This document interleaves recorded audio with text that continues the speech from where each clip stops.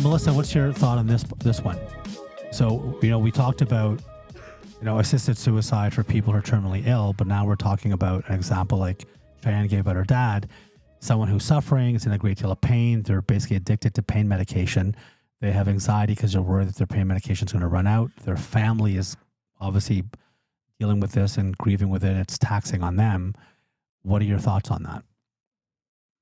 I'm sorry. I just love that Cameron repeats the whole thing for me specifically. I kind of realize that you might be to make sure you're here still. Your mind might be somewhere else, thinking about your dog or something like that. So I just love it. It's great.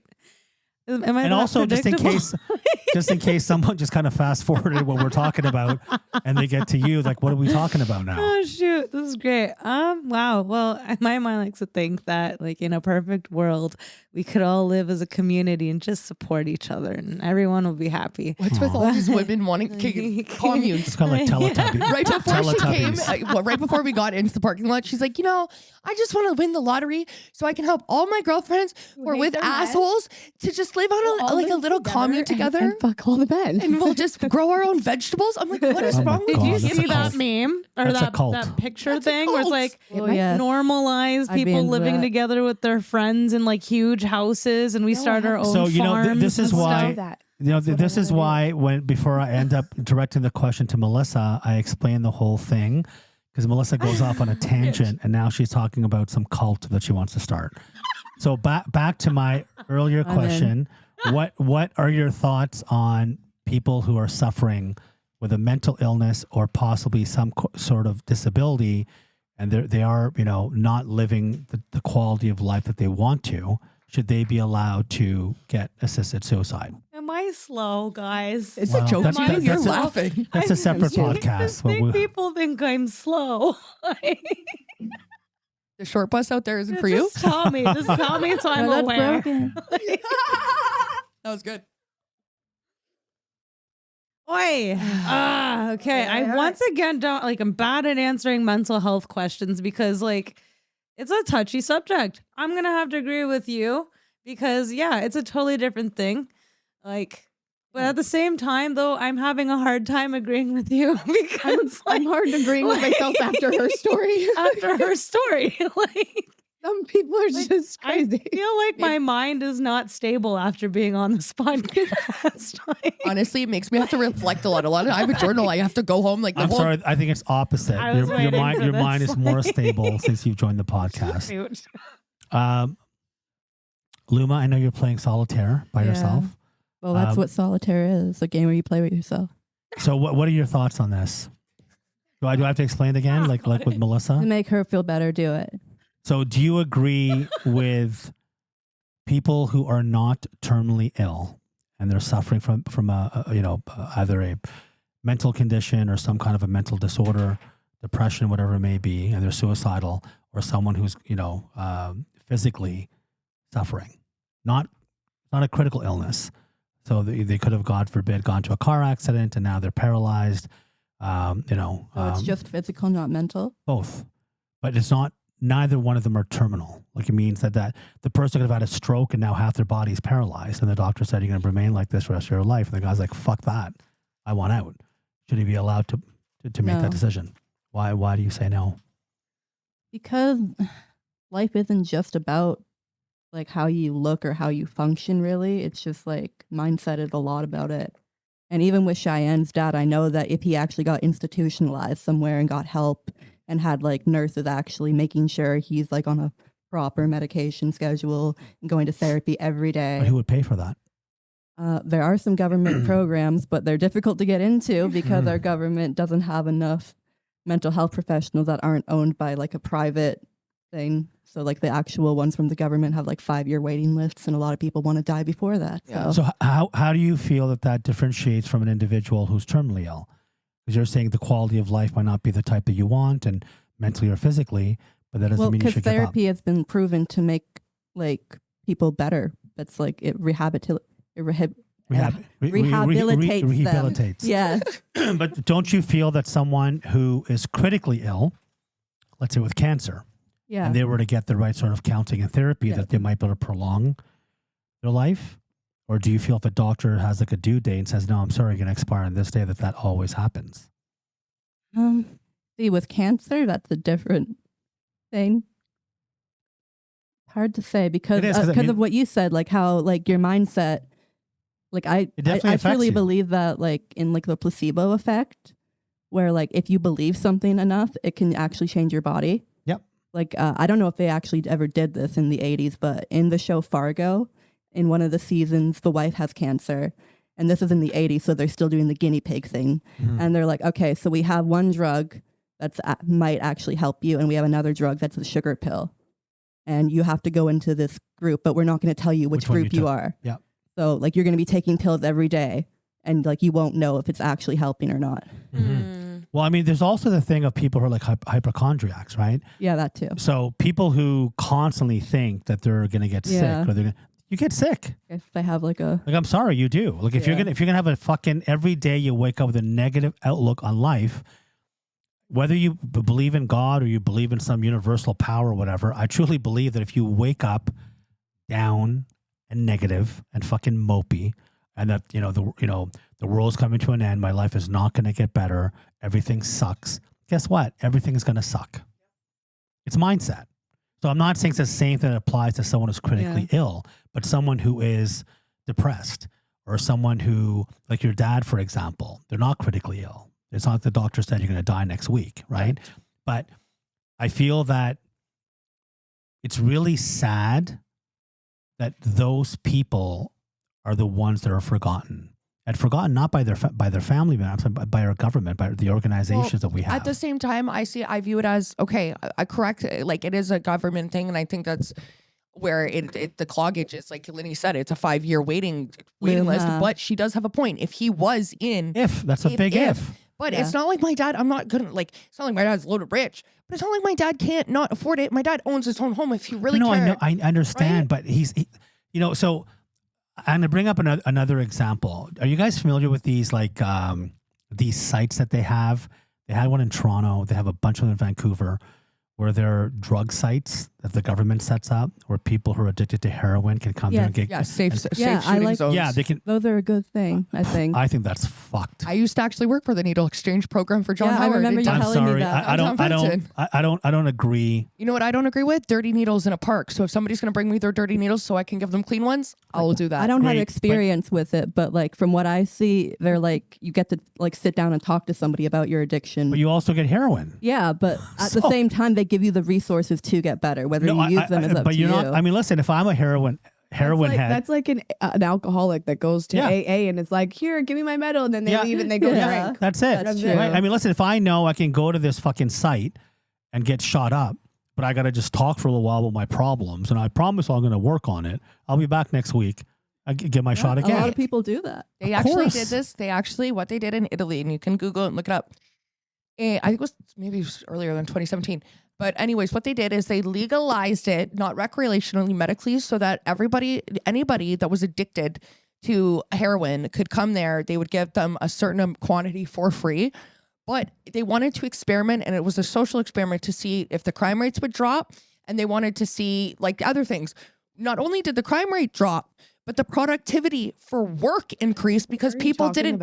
about? In Italy, that's what they did. They decriminalized medically heroin so that you could go to a safe site. They'd give you 2 grams for free, but the productivity of employment went up because people weren't worrying about where their next fix was coming from. They knew, okay, I'm going to go to work, go to my doctor's appointment. Okay, that's great. But let's look at the other side of it. How many heroin heads did they create? But actually, People became even more addicted. No, How no, many no. homes must have been Google broken? it. Google it. They had actually decreased. It's a small. I understand. Listen, this is the platform that these organizations run on. Some of these studies or isolated situations, right? But like, are you guys aware of the condition in Vancouver with drug use? Yeah. How Well, and then out of control in it BC, is. they legalized cocaine, and then the guy that got it legalized, he overdosed on cocaine. Wonderful. So there you go. You have a point. So I mean, Wow. to help someone who has an addiction of any sort, I don't think by giving them more of what they're addicted to is necessarily the solution. I understand the part about clean needles. I do get that. Yeah. But, just like what Fiona just said about AA, You know, if imagine if all AA meetings, the organizer said, if you do come, we're going to give you a 40 ouncer of Jack Daniels at the end if you stay for 2 hours. And you share your, so many everybody would show up. But you got to come for therapy. And at the end, we're going to give you another bottle. But you got to come, and we're doing a test. You got to tell us how much you drank last night. Melissa's going to be there. Oh, I love it. How'd you know? So, I mean, people are going to show up, right? Now you have all these people showing up because you're getting free booze. Isn't that what methadone clinics are? It's Like, essentially- it's the same. It sense. is. Like in theory, isn't that what I'm not saying that it doesn't not always work. I'm saying that it doesn't always work. But that's the thing with methadone too. Methadone is one of those things where if people abuse it, then it's not doing what it's supposed to do. Methadone is supposed to be helping people, but it doesn't help people because people abuse the methadone. And they do. And the That's fair same thing enough, with you are right. with all these sites that we're talking about. If you're going to get free heroin and you're a heroin head, well, you're going to show up. You're going to be in the line. Yeah.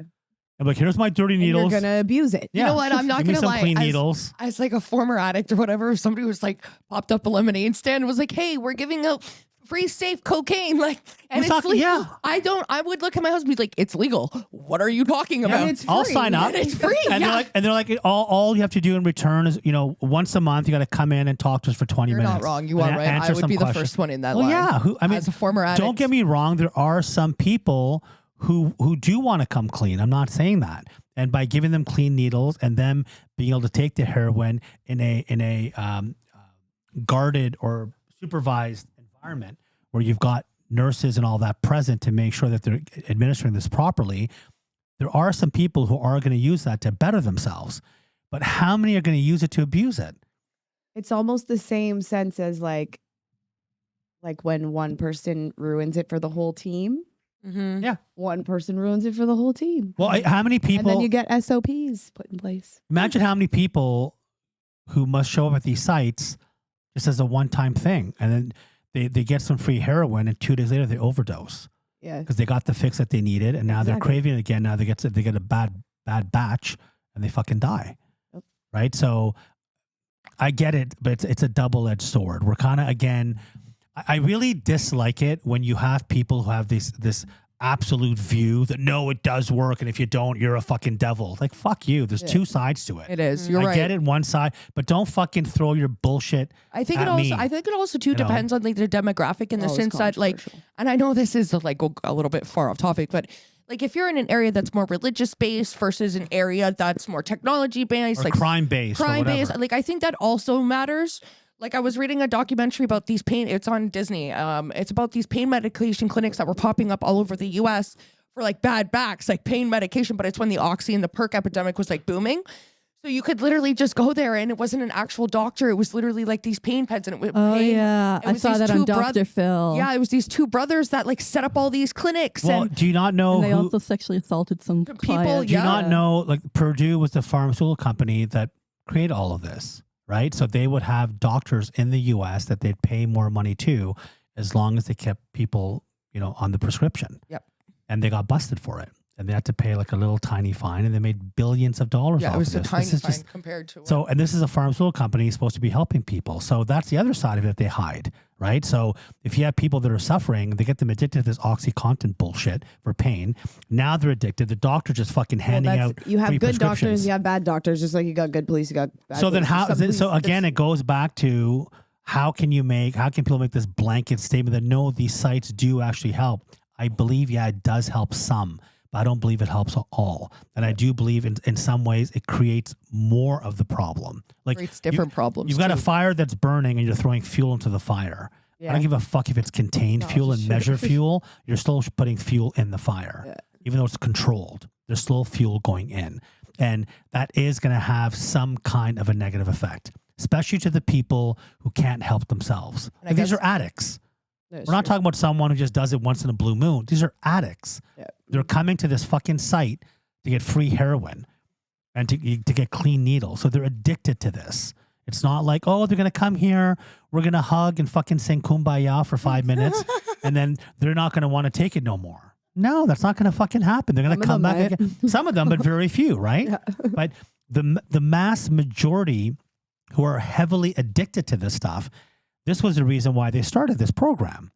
Are you really helping all of them? How well are you keeping in track with these people? You know how many crazy fucking people there are downtown Toronto that walk around that talk to fucking cars and shit, whatever? Yep. They're like all on drugs. They're messed up.